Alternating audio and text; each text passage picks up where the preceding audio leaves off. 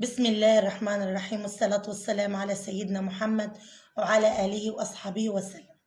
حبايبي وأصدقائي تبع قناة يوميات أم هنا، صلوا على النبي واذكروا الله، إلا بذكر الله تطمئن القلوب. صلوا على النبي وحدوا الله، لا إله إلا الله محمد رسول الله. النهاردة نعمل إيه؟ أنا جايبه لكم مخلفات المنزل. إيه مخلفات المنزل يا أم هنا؟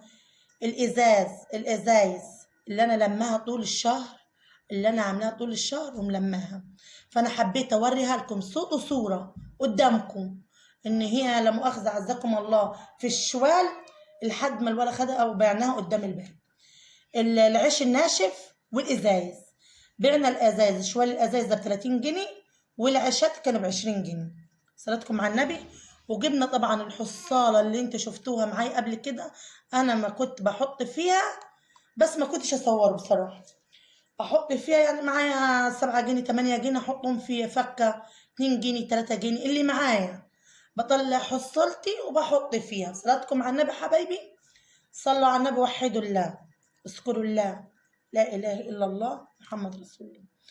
دلوقتي رايحين دخلنا على الغدا بتاعنا، قلنا نعمل غدا خفيف حلو جميل معاكم. نعملوه ايه في يوميات معنا؟ جبنا البيض وسلقناه، غسلناه وسلقته مع نفسه، حطيته على النار مع نفسه. وجبت كيلو من البطاطس قطعتها برضو وسلقتها مع نفسها، ما تحطيش ده مع ده، سلقت ده وسلقت ده وقشرت ده وقشرت ده برضو مع نفسه. صلاتكم على النبي.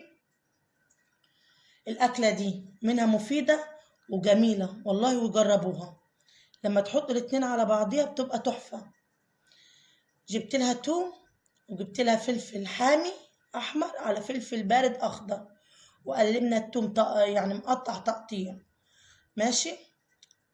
ورحنا ايه على معلقه سمنه على معلقه زيت، وده وحمرناه بنص تحميره برضو، ومسكنا البطاطس فرمناها هي مع البيض.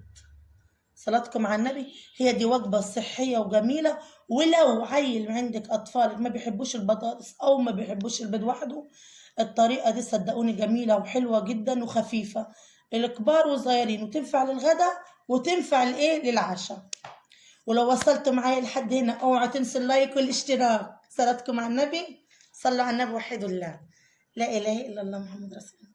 وبعد كده حطيناه مع الخلطة بتاعت الفلفل مع الحاجات اللي أنا عاملاها، وقدمناها قدامكم بألف هنا وشفا، ومخلي الليمون ومخلي الزيتون، واللي كنت أرشه في الآخر ده كمون. ومع ألف سلامة ومع السلامة.